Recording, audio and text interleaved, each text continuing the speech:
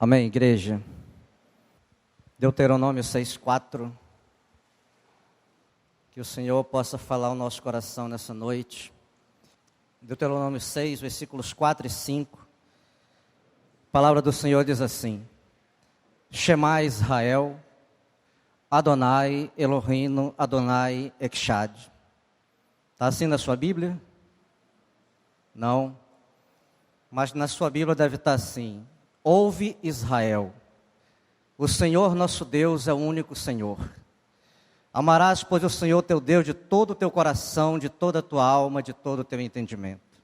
Amém? Pai, nós glorificamos o teu santo nome e consagramos, Pai Santo, essa palavra ao Senhor e o nosso entendimento, o nosso coração, os nossos pensamentos, a nossa alma, todo o nosso ser, Pai Santo, para que o Senhor ministre o nosso coração, poder que é na tua palavra, Senhor Deus, Pai Santo querido, que o Senhor venha, Senhor Deus, com essa graça derramar sobre as nossas vidas, assim como o Senhor derramou sobre a vida do apóstolo Paulo, Pai Santo querido, para que onde ele fosse, ele anunciasse, ele proclamasse, Senhor Deus, o poder que é na tua palavra, Senhor. Eu oro nessa noite para que cada irmão aqui presente, Pai Santo querido, para que cada família representada receba, Senhor Deus, a unção do Senhor, receba a tua palavra, receba, Senhor Deus, a tua graça, Senhor Deus, de uma forma sobrenatural, Pai. Nós oramos, Pai Santo, em nome do Senhor Jesus Cristo. Amém. Essa palavra, esse texto que nós lemos, é tido como a lei moral dos judeus. E o título dessa palavra é autoridade e submissão. É tida como a lei dos judeus. Eles recitam isso pelo menos 3 vezes ao dia. Shema Israel, Adonai Elohim, Adonai Echad. Para lembrar que Deus é o único Senhor. Para lembrar que não tem um outro Senhor que não seja Deus. Para lembrar que toda a nossa dependência realmente tem que ser direcionada para Ele. E é interessante que no capítulo 22 de Mateus 36:40, diz a palavra que quando um mestre da lei, ouvindo Jesus anunciando, pregando para aquela multidão, ele chama Jesus e fala assim: mestre, qual é o primeiro mandamento? E o Senhor fala para ele: o primeiro mandamento é amar Deus sobre todas as coisas. E o segundo, semelhante a ele, é amar o teu próximo como a ti mesmo. Mas olha, tem uma coisa que você precisa saber. Toda a lei de Moisés e os ensinamentos dos profetas dependem desses 2 mandamentos. Isso, queridos, diz muita coisa para a gente. Fala muito ao nosso coração. Porque muitas vezes nós estamos atrelados a um monte de ensinamentos. Não é ruim. Como eles também estavam atrelados a um monte de ensinamentos. Sábado, não podia fazer nada. Um leproso não podia tocar. Uma mulher não podia aproximar.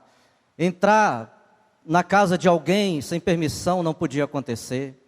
Eram muitas coisas que realmente eles prezavam, mas que Jesus diz que tudo isso dependia realmente dos 2 mandamentos. Amar a Deus sobre todas as coisas e ao próximo como a si mesmo. A lei moral. Isso fala para a gente. Hoje não mudou, continua a mesma coisa. O que nós ouvimos, o que nós fazemos, continua também do mesmo jeito, porque a palavra do Senhor diz que Ele não muda. Ele é eterno. O que Ele fez lá, Ele continua fazendo aqui. O que Ele disse lá, continua dizendo aqui. Os seus pensamentos continuam os mesmos, as suas ações continuam as mesmas, a direção da sua palavra continua a mesma, não foi alterada. Eu queria só que baixasse um pouquinho, Alexander, só um pouquinho. Então, queridos, eu quero estar falando nessa noite para os irmãos de algumas coisas em relação a isso que Deus falou no passado, há milhares de anos, aquilo que foi repetido por Cristo como uma máxima para o nosso coração, para que nós entendamos perfeitamente a nossa caminhada, a nossa motivação. Muitas vezes nós fazemos coisas que são boas, mas essa motivação realmente ela não é certa. Quando nós olhamos lá em 1 Samuel 15, 22, 23, nós vemos que Deus falou para Saul que ele fosse naquele arraial, destruísse tudo, matasse homem, matasse mulheres, crianças, animais, tudo. Ele não queria que trouxesse nada. Mas o que Saul vê? Ele vê uns animais gordos, umas ovelhas boas, que não eram essas ovelhas que a Adriana falou, raquíticas, pintadas, mas eram ovelhas boas, vacas gordas, e ele pensa assim, não, vou levar para sacrificar para o Senhor. E aí tem uma coisa interessante, quando ele faz isso, Samuel se apresenta para ele e fala assim, olha, obedecer, querido, é melhor que sacrificar. Por que obediência? Porque ela traz bênção sobre as nossas vidas. Por que obediência? Porque é espiritual. Por que obediência? Porque realmente ela vai fazer com que a nossa descendência seja abençoada na terra. Isaías 61, ele fala que os nossos descendentes serão conhecidos na terra, de todas as nações, e se reconhecerão em todas as nações que eles são benditos do Senhor. Muitas vezes nós somos meio que egoístas, nós não obedecemos, nós deixamos que a nossa descendência sofra as consequências. Os nossos pais pensavam dessa forma. Por isso que muitas vezes nós pagamos o preço hoje. Tem o pastor Cote que ele fala que nós não herdamos pecado, mas nós herdamos as consequências dos atos que os nossos pais realmente fizeram. Para que não aconteça com a nossa descendência, queridos, obedeça. Para que você não carregue problema para a sua descendência, para os filhos, para os netos, para os bisnetos, obedeça. Aconteceu a mesma coisa com Eli, aconteceu a mesma coisa com Samuel mais tarde. Se a gente olhar, a palavra está permeada de orientação do Senhor. Obedeça, submeta, faça aquilo que eu estou te orientando a fazer, e você será realmente abençoado de uma forma sobrenatural. E por que não sacrifício? A palavra diz nesse texto de Samuel, que sacrifício, ele requer rebeldia, feitiçaria, arrogância e idolatria. Sacrifício normalmente é humano. Quando você pensa assim, eu vou orar 24 horas, eu vou jejuar 40 dias, eu vou subir ao monte, eu vou fazer um voto, isso é humano. Obedecer é espiritual, mas sacrifício é humano. Ele sempre vai estar pautado naquilo que seus braços podem fazer. E isso, de alguma forma, se você fizesse com motivação errada, isso não glorifica a Deus. Você está simplesmente fazendo algo num ativismo acelerado, mas que não está glorificando a Deus. E é interessante também, queridos, que uma outra situação é que essa motivação do nosso coração em relação àquilo que Deus nos requer, naquilo que Deus nos requer nessa lei moral, amar a Deus sobre todas as coisas e o próximo como a nós mesmos, vertical e horizontal, para que a gente não tenha desculpa. Se a motivação do nosso coração ela for reta, tudo que nós fazemos vai ser reto. Se a motivação do nosso coração for errada, tudo que nós fazemos é errado.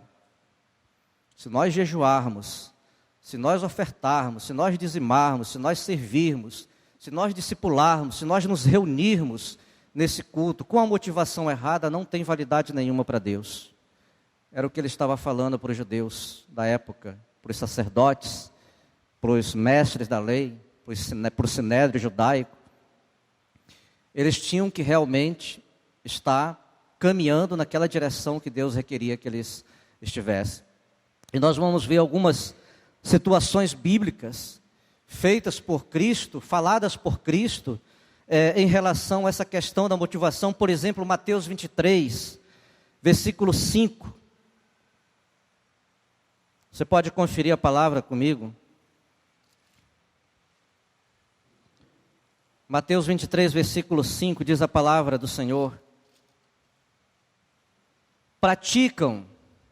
Eles faziam, praticam, porém, todas as suas obras com o fim de serem vistos dos homens, pois alargam os seus filactérios, alongam suas franjas, amam o primeiro lugar nos banquetes e as primeiras cadeiras nas sinagogas, as saudações nas praças e os serem chamados mestres pelos homens. Era uma coisa boa.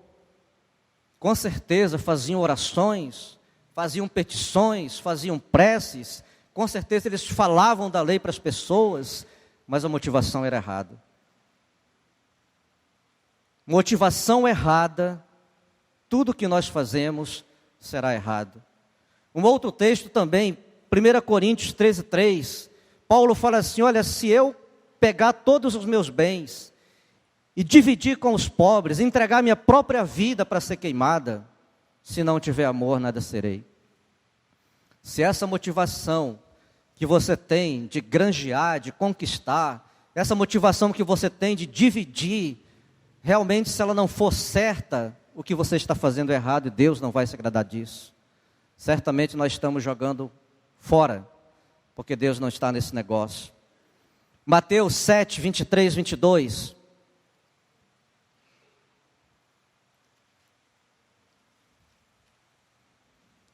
Diz assim a palavra do Senhor: muitos naquele dia hão de dizer: Senhor, Senhor, porventura não temos nós profetizado em Teu nome? E em Teu nome não expelimos demônio, e em Teu nome não fizemos muitos milagres? Então lhes direi explicitamente: nunca vos conheci, apartai-vos de mim os que praticais iniquidade. Iniquidade é fazer o que é mal, é ir na contraposição de Deus, contrário daquilo que Deus realmente está falando. A reivindicação: Senhor, mas eu orei, Senhor, mas eu preguei, Senhor, mas eu proclamei a Tua palavra, mas a motivação era errada. O Senhor vai dizer assim: olha, não te conheço, seu nome não está rolado, eu não sei quem você é. É necessário que nós façamos aquilo que Deus requer. E o que Ele requer de nós, duas coisas: amar a Deus sobre todas as coisas e ao próximo como a si mesmo. A palavra fala que o cumprimento da lei é o amor. E a lei diz: não matarás, não roubarás, não adulterarás, não mentirás, não dará mau testemunho, honra o Senhor, não faça imagem.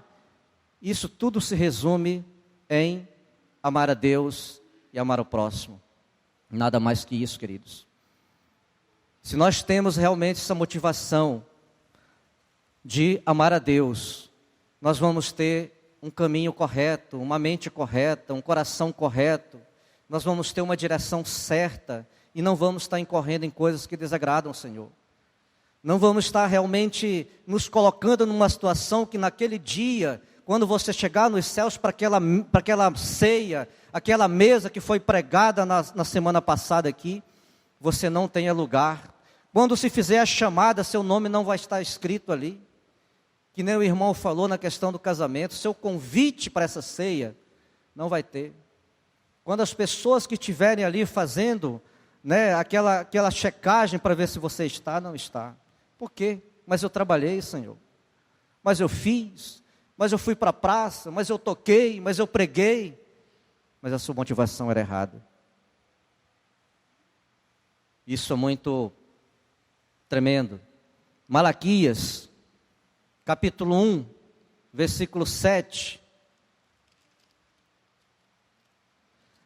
Às vezes, queridos, nós colocamos sobre as pessoas também peso. Hoje de manhã eu falei que eu já ouvi pessoalmente, já ouvi muitos pregadores falando assim: olha, isso é porque eles não faziam, eles não ofertavam, eles não dizimavam. Um espírito de engano. Não era isso. A palavra diz que nesse texto de Malaquias, a palavra diz o seguinte: quando trazeis animal cego para o sacrificardes, não é isso mal? E quando trazeis o coxo ou o enfermo, não é isso mal? Ora, apresenta ao teu governador, acaso terá ele agrado em ti e será favorável, diz o Senhor dos Exércitos. Qual era a motivação deles, queridos? Não era deixar de ofertar, não era deixar de dizimar, mas era o pior. Era uma motivação egoísta, atos religiosos egoístas, coisa errada, atos errados, motivação errada. A palavra aqui mesmo diz, muitas vezes nós trabalhamos muito esse texto de Malaquias 10, 3:10, mas esquecemos do restante. Ele diz assim, olha, quando você deixar sua esposa e seus filhos chorando na sua casa, escolher uma outra mulher para você, quando você levar sua oferta no altar, eu não vou lembrar das lágrimas dela? E não vou lembrar das lágrimas dessas crianças que você abandonou? Isso é sério, queridos. Quando você trouxer sua oferta para o altar e lembrar que seu irmão tem alguma coisa contra ti, deixa a tua oferta aí, volta para o teu irmão, te conserta com ele, vem e entrega a tua oferta.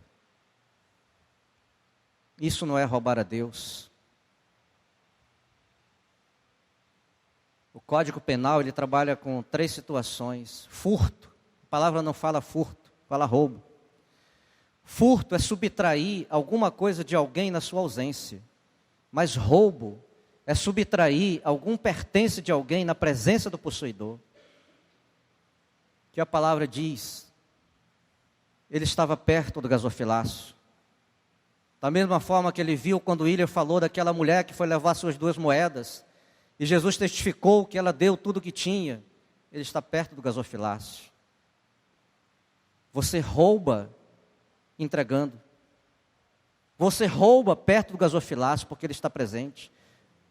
E se é verdade o que o Leandro falou, que ele está presente quando 2 ou 3 pessoas estão reunidas, então ele está presente. Ele sabe da motivação do seu coração. Ele sabe qual é a intenção do seu coração de trazer esse dinheiro, a oferta. Ele sabe a intenção do Senhor quando você faz alguma coisa, quando você toca, quando você louva, quando você prega, quando você evangeliza, quando você discipula. Ele sabe o que isso representa. Estou perdendo tempo? Estou fazendo algo que não deveria fazer? É o seu coração que vai dizer, queridos. Deus, ele deixou claro para aqueles mestres da lei. Toda a lei de Moisés, os ensinamentos dos profetas, se resumem em 2 coisas. Ame o Senhor teu Deus. Ame o seu próximo. E se você faz isso, não tem nada que você faça que não seja agradável aos olhos de Deus. Não tem nada que não chegue como aroma suave ao coração de Deus. A sua oração será ouvida. Suas ofertas serão aceitas. Seus dízimos serão aceitos. Seu discipulado será aceito. Quando você realmente entra nesse ativismo todo de anunciar, de pregar, de orar, de ir para o seu quarto, de clamar, de chorar, mas você faz tudo errado. Você desonra a autoridade. Fala mal contra as autoridades. Você fala mal contra o seu líder, você fala mal da sua igreja. Você faz um marketing negativo dos seus irmãos. Você rejeita a sua família. Você se insurge contra os seus pais. Motivação errada não vale nada. Você está perdendo tempo no seu quarto, você está perdendo tempo vindo para os cultos. Porque Deus não se agrada disso. Pode ser duro, mas é uma verdade.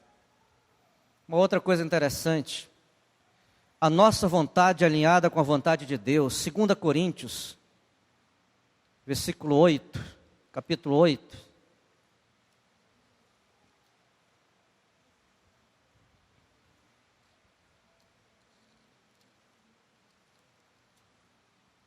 Versículo 12. 2 Coríntios, capítulo 8, versículo 12. A palavra diz assim: porque se há boa vontade, será aceita conforme o que o homem tem e não segundo o que ele não tem. Algumas versões dizem, se há um sentimento bom no seu coração, se há uma disposição aceitável do seu coração, o que você entrega é bem-vindo. E o que é essa boa vontade, querido? Primeira coisa, uma mente sadia. Você não vai conseguir fazer a vontade de Deus com uma mente perturbada, desordenada, em caos. Essa mente tem que estar alinhada realmente com a vontade de Deus, com o propósito de Deus, com a palavra de Deus, com a graça de Deus. É simples. Às vezes você fala para uma pessoa do Evangelho e ela fala assim: puxa, mas é tão simples, é desse jeito, é tão simples. Não te custa nada amar a Deus, não te custa nada amar a seu irmão, é simples, desse jeito. Sentimentos que tenham a felicidade como bem valioso para você e para aquela pessoa que está do seu lado. Uma outra coisa, capacidade de tomar decisões sem opressão, sem imposição, sem coerção. Nessa lei chamada moral, uma das coisas que ela reivindica é a liberdade que você tem de seguir a Deus ou não, de aceitá-lo ou rejeitá-lo, de amá-lo ou odiá-lo. Sabe, queridos, a palavra, ela diz que ela é uma flecha que acerta o alvo. Espada de dois gumes. Um monte, um trilho que esmiuça montes. Para muitas pessoas, quando Jesus, lá na sinagoga, leu Isaías 61, eles ficaram injuriados quando ele falou que se cumpria nele aquela palavra. Ficaram irados, queriam expulsá-lo, queriam matá-lo, queriam crucificá-lo. Muitas vezes essa palavra ela chega para esse tipo de pessoa dessa forma.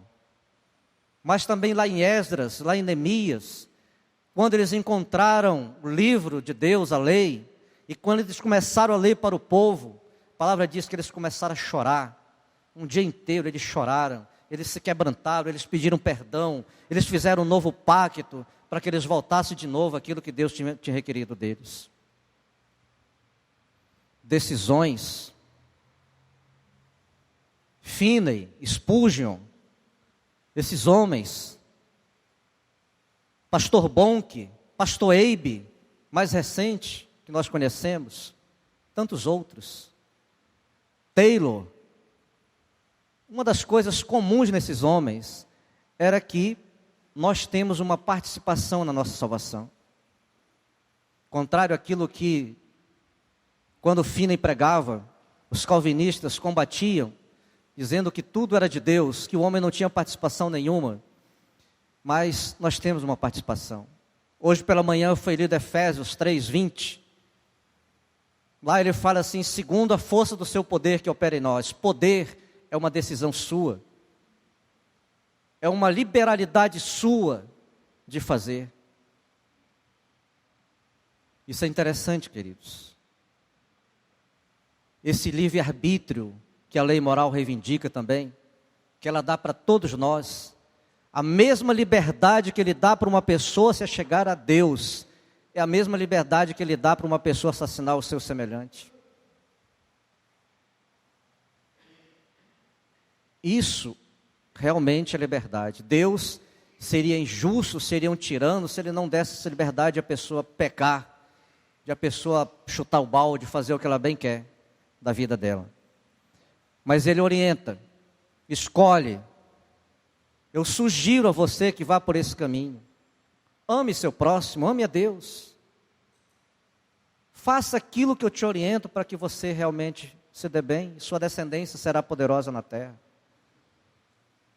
É assim que o Senhor diz. Decisões voluntárias baseadas na fé que atua pelo amor, Gálatas 5:6.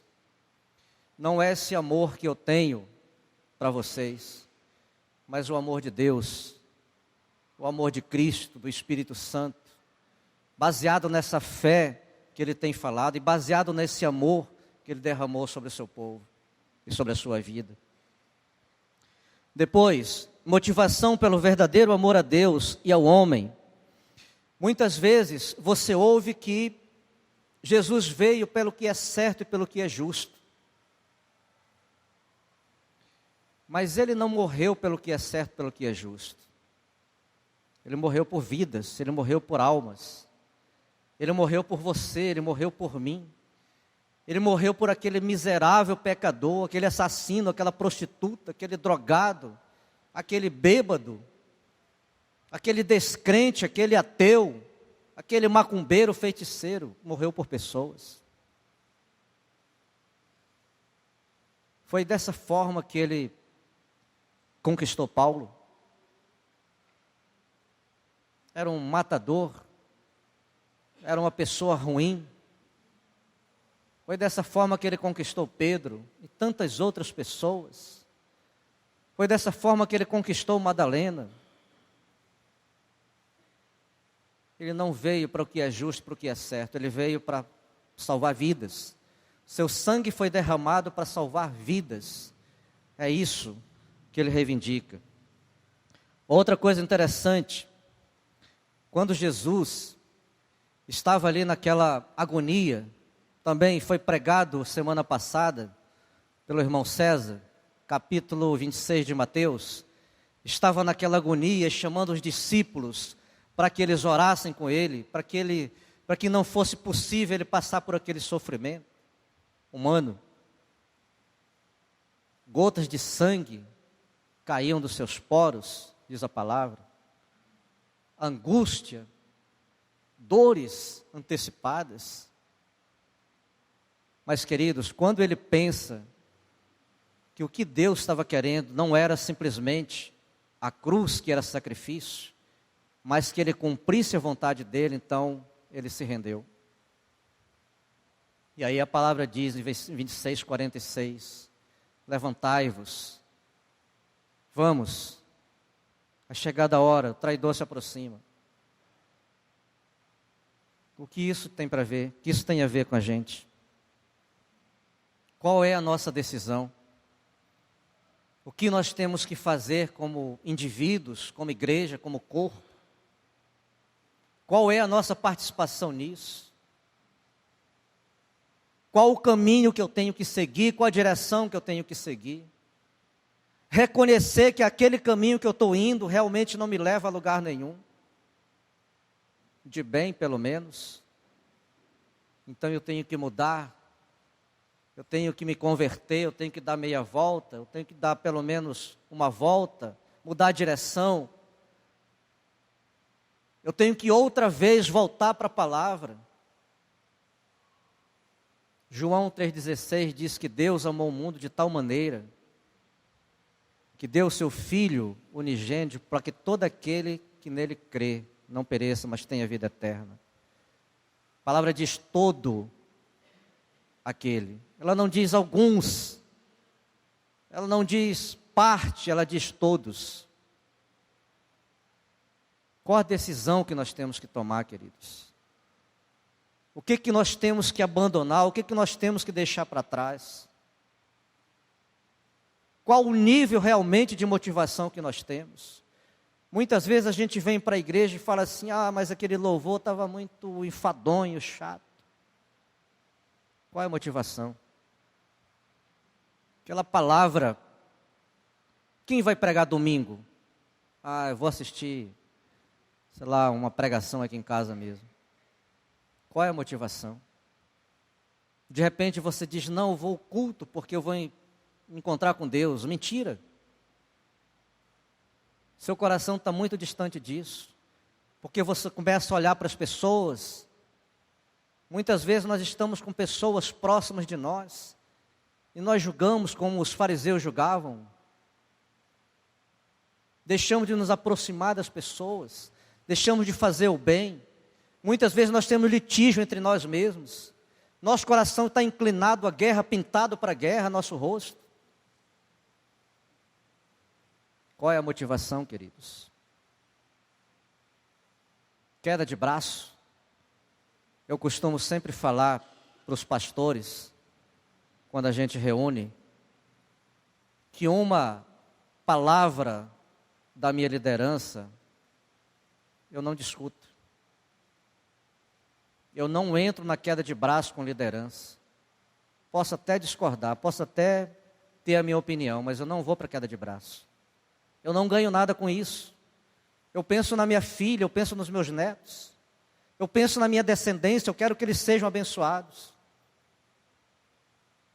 Eu não discuto isso. Às vezes eu sou questionado em casa, você deveria se posicionar. A minha posição é Deus, querido, eu amo a Deus. Eu quero continuar amando Deus. Eu quero continuar crendo em todas as pessoas e amando as pessoas. Não sou uma pessoa realmente de sorriso fácil, mas Deus sabe do meu coração, do propósito. Mas eu não vou para a queda de braço. Uma palavra de uma liderança para mim é uma ordem. Às vezes uma liderança te orienta uma coisa e você faz outra bem diferente.